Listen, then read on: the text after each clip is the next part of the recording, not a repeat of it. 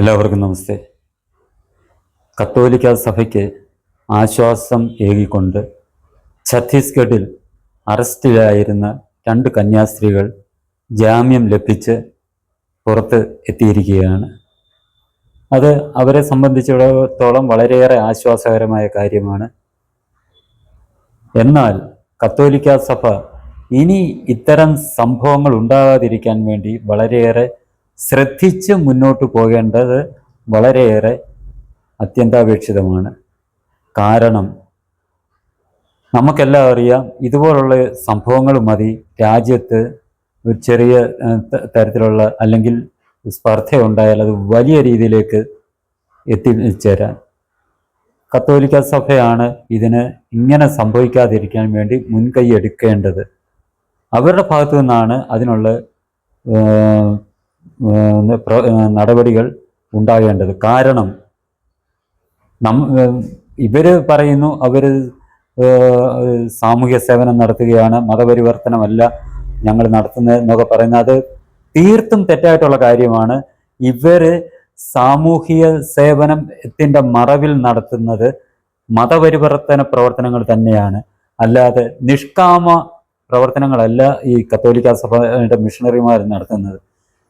ഈ 90കളിൽ ഈ ഓർഗനൈസർ എന്ന ഒരു പ്രസിദ്ധീകരണമുണ്ട്, RSSന്റെ മുഖപത്രമാണ്. അതിൽ വന്ന ഒരു വാർത്തയുണ്ട്. ഞാൻ ദില്ലിയിലുള്ള സമയത്താണ്.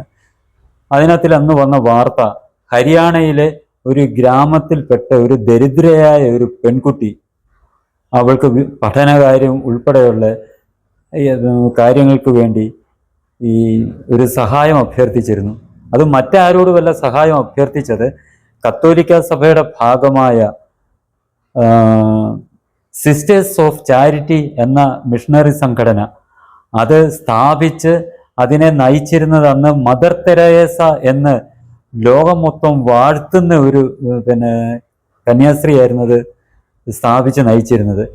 ആ കന്യാസ്ത്രീയോടാണ് ഹരിയാനയിലെ ആ ദരിദ്രയായ പെൺകുട്ടി അവളുടെ പഠനം ഉൾപ്പെടെയുള്ള കാര്യങ്ങൾക്ക് ഭാവി ശോഭനമാക്കുന്ന കാര്യത്തിന് വേണ്ടി ഒരു സഹായം അഭ്യർത്ഥിച്ചത്. അവിടുന്ന് അവൾക്ക് കൃത്യമായ മറുപടിയും കിട്ടി. ആ മറുപടിയിൽ അവർ പറഞ്ഞിരുന്നത്, ഇത് നിങ്ങൾക്ക് സഹായം ചെയ്യാം, പക്ഷേ ഒരു ഹിന്ദു ആയതുകൊണ്ട് ഞങ്ങൾക്ക് പരിമിതിയുണ്ട്. നിങ്ങൾ മതം മാറി ക്രിസ്തീയ വിശ്വാസത്തിൽ വന്നു കഴിഞ്ഞാൽ ഞങ്ങൾ വേണ്ട കാര്യങ്ങളെല്ലാം ചെയ്യാം. അപ്പം ഒന്ന് ആലോചിച്ച് നോക്കൂ, ഇവർ ചെയ്യുന്നത് സേവന പ്രവർത്തനമാണോ, ഇതിൻ്റെ മറവിൽ മതപരിവർത്തനമാണോ? തീർച്ചയായിട്ടും ഇവര് ഈ മതപരിവർത്തനം എന്ന ഒരേ ലക്ഷ്യത്തിലാണ് ഇവർ ഈ സേവന പ്രവർത്തനം എന്ന പേരിൽ ഈ ആശുപത്രികളാകട്ടെ സ്കൂളാകട്ടെ എല്ലാം നടത്തുന്നത്. ഇത് ഓർഗനൈസറിൽ വന്നു, പക്ഷെ മറ്റു മാധ്യമങ്ങളിൽ വന്നില്ല. എന്തുകൊണ്ടെന്നാൽ മറ്റു മാധ്യമങ്ങളെല്ലാം ഹിന്ദുക്കൾക്കെതിരായിട്ട് ഉള്ള വാർത്തകൾ പടച്ചു വിടുന്ന തിരക്കിലാണ്. ഇത്തരം വാർത്തകളെ അവർ മൂടിവെക്കും. പക്ഷെ ഓർഗനൈസർ RSS എന്ന പ്രസ്ഥാനത്തിന്റെ മുഖപത്രമായതുകൊണ്ട് അവർ ഈ വാർത്ത പ്രസിദ്ധീകരിച്ചു. ആ വാർത്തയോടൊപ്പം തന്നെ ഈ സിസ്റ്റേഴ്സ് ഓഫ് ചാരിറ്റിയിൽ നിന്ന് വന്ന കത്തുകൂടി അവർ അതിനകത്തിൽ ലേഖനത്തിൽ പ്രസിദ്ധീകരിച്ചിരുന്നു. ഇത് വർഷം എനിക്ക് ശരിക്കും ഓർമ്മയില്ല, 90കളിലാണ്. ആ 90കളിലൊക്കെ ഞാൻ ദില്ലിയിലുണ്ടായിരുന്ന സമയമാണ് ഈ സംഭവം ഉണ്ടായത്. അപ്പോൾ ഇതാണ് ഇവരുടെ ഭാഗത്തു നിന്നുള്ള ചാരിറ്റി പ്രവർത്തനം.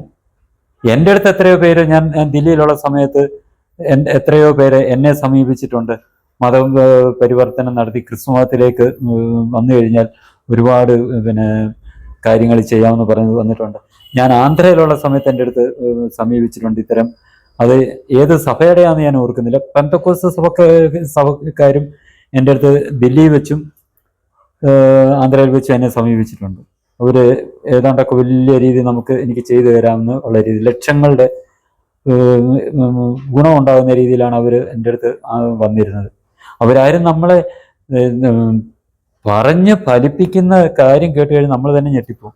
എന്നിട്ട് നമ്മുടെ ദൈവങ്ങളെ പോലും ഇവര്, ഈ പെന്തക്കോസ്തുകാരുടെ കാര്യം ഞാൻ ഈ പറയുന്നത്, അവര് കൊലയാളികളാണെന്ന് പറയുന്നത്. ശ്രീരാമനും ശ്രീകൃഷ്ണനും ഒക്കെ കൊലയാളികളാണ്, അവരെ വിശ്വസിക്കരുത്, അവർ ദൈവങ്ങളല്ല, ഈ ക്രിസ്തു മാത്രമേ ഉള്ളൂ ദൈവം എന്നൊക്കെ പറഞ്ഞ് നമ്മളെ വളരെ സാധാരണ വിശ്വാസിയാണെങ്കിൽ അവനെ ഏതൊക്കെ രീതിയിൽ തെറ്റിദ്ധരിപ്പിച്ച് അവന്റെ മനസ്സിൽ ഈ നമ്മുടെ ഈശ്വര വിശ്വാസത്തെക്കുറിച്ചുള്ള സംശയം ഉണ്ടാകുന്ന രീതിയിലുള്ള വാക്കുകളാണ് ഇവർ ഉപയോഗിക്കുന്നത്. ഇങ്ങനെയൊക്കെ ഇവർ നടത്തുന്നത് മതപരിവർത്തന പ്രവർത്തനം തന്നെയാണ്. നമ്മൾ അവരുടെ കൂടെ പോയി കഴിഞ്ഞാൽ അവർ എത്ര രൂപയുടെ ലക്ഷങ്ങളിൽ വേണമെന്നുള്ളത് നമുക്ക് വേണ്ടി ചെലവഴിക്കാൻ അവർ തയ്യാറാകുകയും ചെയ്യും. ഇത്തരം പ്രവർത്തനങ്ങൾ ഇനിയെങ്കിലും ഈ കത്തോലിക്ക സഭകളും പെന്തക്കോസ്ത് സഭകളും നിർത്തണം. ഇന്നലെ ഒരു പാസ്റ്റർ എന്തോ ഒരു ജോർജ് രാജസ്ഥാനിൽ അവിടെ ബജരംഗദൾ പ്രവർത്തകർ അവിടെ അക്രമത്തിന് ബുൾഡോസറൊക്കെ ആയിട്ട് ഇടിച്ചു നിർത്താൻ ചെന്നെന്ന് പറഞ്ഞു. ഇനി അങ്ങനെ സംഭവിക്കും. കാരണം ആ രീതിയിലാണ് ഇവർ പ്രവർത്തിക്കുന്നത്. അവിടുത്തെ പാവപ്പെട്ടവരെ പിടിച്ച് ഇവരുടെ മതത്തിലേക്ക് മാറ്റാൻ വേണ്ടിയുള്ള ശ്രമത്തിന് എത്ര നാള് ആളുകൾ സഹിക്കും, ഹിന്ദുക്കൾ സഹിക്കും? നേരത്തെ കാലത്ത് ഹിന്ദുക്കൾ ഇത്ര ശക്തമല്ലായിരുന്നു, ഹിന്ദു സംഘടനകൾ ഇത്ര ശക്തമല്ലായിരുന്നു. പല അനുഭവങ്ങൾ കൊണ്ട് തങ്ങളുടെ കൂട്ടത്തിലുള്ള പലരും ഈ തങ്ങളുടെ മതം വിട്ടുപോയിട്ട്, ഹിന്ദു മതം വിട്ടുപോയിട്ട് ക്രിസ്തീയ മതത്തിൽ ചേരുകയും തങ്ങൾക്കെതിരായിട്ട് തന്നെ പ്രവർത്തിക്കുകയും ഈ ഭാരതം എന്നുള്ള ഒരു സങ്കല്പത്തിനെ പോലും തകിടം മറിക്കുന്ന രീതിയിൽ ഇവരുടെ പ്രവർത്തനങ്ങൾ മുന്നോട്ട് പോകുന്നത് കണ്ടതുകൊണ്ട് മാത്രമാണ് ഈ ബജരംഗദൾ, വിശ്വ ഹിന്ദു പരിഷത്ത് പോലുള്ള പ്രസ്ഥാനങ്ങൾ ഇവർക്കെതിരെ ആയിട്ട് തിരിഞ്ഞിരിക്കുന്നത്. അല്ലാതെ ഒരിടത്തും ഇവർക്കെതിരായിട്ട് എന്തുകൊണ്ടാണ് ബജരംഗദളോ വിശ്വ ഹിന്ദു പരിഷത്തോ ഒന്നും പ്രവർത്തിക്കാത്തത്? ഇങ്ങനെ മതപരിവർത്തനം ശക്തമായി നിലനിൽക്കുന്നിടത്ത് തീർച്ചയായിട്ടും ഇങ്ങനത്തെ പ്രതിരോധിക്കാൻ വേണ്ടിയുള്ള പ്രതിപ്രവർത്തനമാണിത് വിശ്വ ഹിന്ദു പരിഷത്തും ബജരംഗദളും ചെയ്യുന്നത്. അത് ഇനിയും ഉണ്ടാകും. അതുണ്ടാകാതെ സൂക്ഷിക്കേണ്ടത് ഈ കത്തോലിക്ക സഭയും ഈ പെന്തക്കോസ്ത് സഭകളുമാണ്. ഇത് അവരുടെ സഭാ നേതൃത്വം മനസ്സിലാക്കിയിട്ട് വേണം പ്രവർത്തനങ്ങൾ മുന്നോട്ട് കൊണ്ടുപോകാൻ. ഈ അന്ന് പ്രതിഷേധത്തിൽ വായു മൂടിക്കെട്ടി പ്രതിഷേധിച്ചപ്പം ഈ ഇവിടുത്തെ തിരുവനന്തപുരത്തെ മലങ്കര കത്തോലിക്ക സഭയുടെ തലവൻ മാർക്കിൾമീൻസ് ഉൾപ്പെടെ പറയുന്നു, ഈ കേക്കും കൊണ്ട് ചെല്ലുന്ന കാര്യത്തെക്കുറിച്ച് ഓർത്തഡോക്സ് സഭയുടെ പരമാധ്യക്ഷൻ ഉൾപ്പെടെ പറയുന്നു. എന്തിനാണ് ഇവരുടെയൊക്കെ പുറകെ ഈ BJP-ക്കാർ കേക്കും കൊണ്ട് പോകുന്നത്? അതിന്റെ ആവശ്യമില്ല. ഇങ്ങനെ ഈ കൊടുത്ത് ഇങ്ങനെ അധിക്ഷേപിക്കുന്ന രീതിയിൽ സംസാരിക്കുന്ന ഇവരുടെ അടുത്തൊക്കെ എന്തിനിതിനൊക്കെ പോകുന്നു? അവർക്കിതൊരു പ്രശ്നമുണ്ടായി അവരിനി ഇത് ആവർത്തിക്കത്തില്ല എന്നുണ്ടെങ്കിൽ അവരെ ജാമ്യത്തിൽ ഇറക്കാൻ വേണ്ട പ്രവർത്തനങ്ങൾ നടത്തുക. അല്ലാതെ ഇവരുടെ പുറകെ ഇനി കേക്കും എഴുന്നള്ളിച്ചുകൊണ്ട് ചെന്ന് ഇതുപോലെ അധിക്ഷേപം കേൾക്കേണ്ട ആവശ്യമുണ്ടോ? അവർക്ക് അന്നേരം ഇതേ ഉള്ളൂ ഉദ്ദേശം. ഉദ്ദേശിച്ചു കേക്കും ഒക്കെ ആയിട്ട് ചെന്നു. അതുകൊണ്ട് ഇനിയിപ്പം ഇവരെല്ലാം കേക്കും ഒക്കെ ആയിട്ട് വന്ന് ഞങ്ങളുടെ വോട്ട് വേണമെന്നും ഉള്ള ഇതിലാണല്ലോ വരുന്നത്. എന്നാൽ ഇവരെ 10 പേരെ പിടിച്ച് അങ്ങ് മതം മാറ്റിയാലും ഇവരൊന്നും പ്രതികരിക്കത്തില്ല, ഇവരുടെ കൂടെ നിൽക്കുന്നവർ പ്രതികരിക്കത്തില്ല എന്നുള്ള ഒരു ചിന്ത ഇവരിലുണ്ടായിരുന്നു. പക്ഷെ ഈ BJP നേതൃത്വം അതിനനുകൂലിച്ച് നിന്നാൽ പോലും മറ്റ് സംഘടനകളുണ്ട്, BJP-ക്കാരല്ലാത്ത സംഘടനകളുണ്ട് ഇവിടെ. ഹിന്ദു സംഘടനകൾ, RSS, വിശ്വ ഹിന്ദു പരിഷത്ത്, ബജരംഗദള്, ദുർഗാവാഹിനി, ഇതുപോലെ നിരവധി ഹൈന്ദവ സംഘടനകളുണ്ട്. അവര് നിങ്ങളുടെ അടുത്തൊന്നും കേക്കുമായിട്ട് വന്നിട്ടില്ലല്ലോ. അത് നിങ്ങൾ ചിന്തിക്കണം. സഭാ നേതൃത്വം ചിന്തിക്കേണ്ട ഒരു കാര്യമാണ്. ഞാൻ ഈ പറഞ്ഞ സംഘടനകളാരും നിങ്ങളുടെ അടുത്ത് കേക്കുമായിട്ട് വന്നിട്ടില്ല, അവരൊട്ട് വരാൻ പോകുന്നുമില്ല.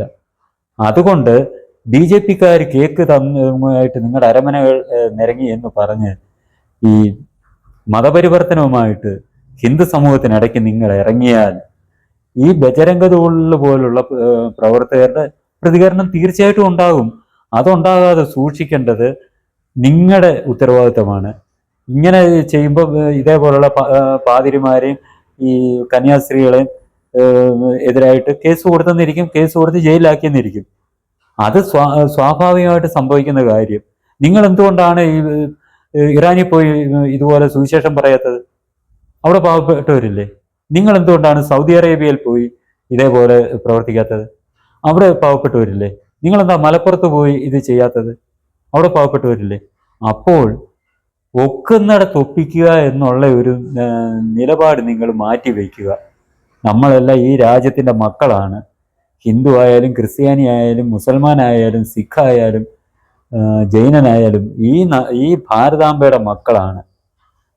നമ്മൾ പരസ്പരം പാര വെക്കാതെ പരസ്പര സഹവർത്തിത്വത്തോടു കൂടിയാണ് ഇവിടെ ജീവിക്കേണ്ടത്. നിങ്ങൾ നിങ്ങളുടെ മതം ആചരിച്ചുകൊള്ളുക. നിങ്ങളുടെ മതത്തിൽപ്പെട്ടവരെ ലവ് ജിഹാദിൽ കൂടി ഇസ്ലാം ആക്കുന്നു എന്നൊക്കെ പറഞ്ഞ് നിങ്ങളുടെ മെത്തറന്മാർ തന്നെ പറയുന്നുണ്ട്. അങ്ങനെ ആൾക്കാർ പോകാതെ, നിങ്ങളുടെ അണികൾ പോകാതെ, നിങ്ങളുടെ സഭാമക്കൾ പോകാതെ നിങ്ങൾ അതിനുള്ള പ്രവർത്തനങ്ങൾ നടത്തുക. ഞങ്ങളുടെ സഭാമക്കൾ പോകരുത്, പക്ഷെ ഹിന്ദുക്കളായിട്ടുള്ളവർ ഞങ്ങളുടെ സഭയിലോട്ട് വരണം എന്ന് പറയുന്നത് എവിടുത്തെ ന്യായമാണ്? അതൊരിക്കലും ഹിന്ദുവിന് അംഗീകരിക്കാൻ ഒക്കുകയില്ല. ഈ രാജ്യത്തെ സ്നേഹിക്കുന്നവർക്ക് അത് അംഗീകരിക്കാൻ ഒക്കുകയില്ല. ഇവിടുത്തെ നിങ്ങൾക്കുള്ളതിൻ്റെ പോലുള്ള സ്വാഭിമാനം ഹിന്ദുക്കൾക്കും ഉണ്ട് എന്നുള്ള കാര്യം നിങ്ങൾ മനസ്സിലാക്കി എല്ലാവരും നമ്മൾ സഹോദരങ്ങളാണെന്നുള്ള രീതിയിൽ പരസ്പര സഹവർത്തിത്വത്തോടു കൂടി നമ്മൾ മുന്നോട്ട് പോവുക. നിങ്ങളുടെ സേവന പ്രവർത്തനങ്ങളുമായിട്ട് പോവുക. അത് ഈ സേവനം ചെയ്യുക എന്ന് പറയുന്നത് നിഷ്കാമമായിരിക്കണം. നമ്മൾ പ്രതിഫലമൊന്നും ഇച്ഛിക്കാതായിരിക്കണം സേവനം ചെയ്യേണ്ടത്. നിങ്ങൾ പലയിടത്തും പറയുന്ന ആശ്രമങ്ങൾ സ്ഥാപിക്കുന്നുണ്ട്, ആശുപത്രികൾ സ്ഥാപിക്കുന്നുണ്ട്, സ്കൂളുകൾ സ്ഥാപിക്കുന്നുണ്ട്. അങ്ങനെല്ലാം സ്ഥാപിച്ച് നിങ്ങൾ പ്രവർത്തിച്ചോളൂ. നിങ്ങൾ ആശുപത്രി സ്ഥാപിക്കുന്നതും സ്കൂൾ സ്ഥാപിക്കുന്നതും ഒരു പുണ്യ പ്രവർത്തിക്കുമല്ല, സേവനമല്ല. നിങ്ങളത് ധനസമ്പാദനത്തിന് തന്നെയാണ്. നിങ്ങളുടെ സഭയുടെ കീഴിലുള്ള ഈ നമ്മുടെ പുഷ്പഗിരി ചെന്ന് കഴിഞ്ഞാൽ എത്ര സേവനം അവിടെ നടക്കുന്നത്? മറ്റുള്ള എത്രയോ സ്വകാര്യ ആശുപത്രികളിൽ ഉള്ളതിൻ്റെ ഇരട്ടി പണമാണ് നിങ്ങൾ ഈടാക്കുന്നത്. അപ്പോൾ ആശുപത്രി നിങ്ങൾ സേവന പ്രവർത്തനമായിട്ടാണ് കരുതുന്നത്? ഒരു വ്യവസായമായിട്ട് എന്തിനാണ് നിങ്ങൾ കരുതുന്നത്, സഭ കരുതുന്നത്? അതേപോലെ തന്നെ നിങ്ങളുടെ സഭയുടെ എത്രയോ സ്കൂളുകളുണ്ട്. അത് ആളുകൾക്ക് സൗജന്യമായിട്ടാണോ നിങ്ങൾ പഠിപ്പിക്കുന്നത്? അല്ലെ ഫീസ് ഇളവിലാണോ പഠിപ്പിക്കുന്നത്? അത് നിങ്ങൾ സേവനമല്ല, നിങ്ങളത് ധനം ഉണ്ടാക്കാനുള്ള ഒരു ബിസിനസ്. അത് നിങ്ങൾ നടത്തിക്കൊള്ളുക.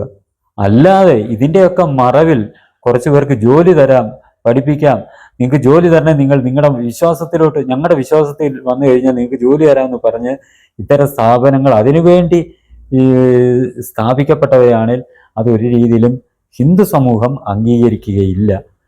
ഇനി മുതൽ അംഗീകരിക്കുകയില്ല. നേരത്തെ കുറേ ആൾക്കാർ അംഗീകരിച്ചിരുന്നു. കോൺഗ്രസ്സുകാരോ കമ്മ്യൂണിസ്റ്റുകാരോ ഒക്കെ നിങ്ങൾക്ക് വേണ്ടി ഹിന്ദുക്കൾക്ക് എതിരായിട്ട് നിങ്ങളോടൊപ്പം നിൽക്കുന്നുണ്ടാകാം. പക്ഷേ ഈ ഹിന്ദു മതം, ഈ സംസ്കാരം, ഭാരതീയ സംസ്കാരം ഇവിടെ നിലനിൽക്കണം എന്ന് ആഗ്രഹിക്കുന്നവരാണ് ഹിന്ദു മതത്തിൽ ഭൂരിപക്ഷം ജനതയിൽ. അവരിതിനെ അംഗീകരിക്കുകയില്ല. അവർ തീർച്ചയായിട്ടും പ്രതികരിക്കും. പിന്നെ ഇന്നലെ ഒരു പാതിരിയാണോ ഒരു ബിഷപ്പോ, പേര് ഞാൻ ഓർക്കുന്നില്ല, പറയുന്നു, ഒരു ഈ രാജസ്ഥാനിൽ നിന്ന് വന്ന പാസ്റ്ററും പറയുന്നു, ബജരംഗദൾ RSS ഭീകരരെന്ന്. അവരെ ഭീകരരായിട്ട് നിങ്ങൾക്ക് തോന്നും. നിങ്ങൾ ഇത്തരം ഭീകര പ്രവർത്തനങ്ങൾ നടത്തുമ്പോൾ അതിനെ തടയണമെങ്കിൽ ഇതേപോലുള്ള വരും, ഉറപ്പായിട്ടും വരും. അവരെ നിങ്ങൾക്ക് ഭീകരരെന്നോ എന്ത് വേണമെങ്കിലും വിളിക്കാം. അവരെപ്പോഴും നിങ്ങൾക്കെതിരായിട്ടുണ്ടാകും, നിങ്ങളുടെ ഈ പ്രവർത്തനങ്ങൾക്കെതിരായിട്ട്.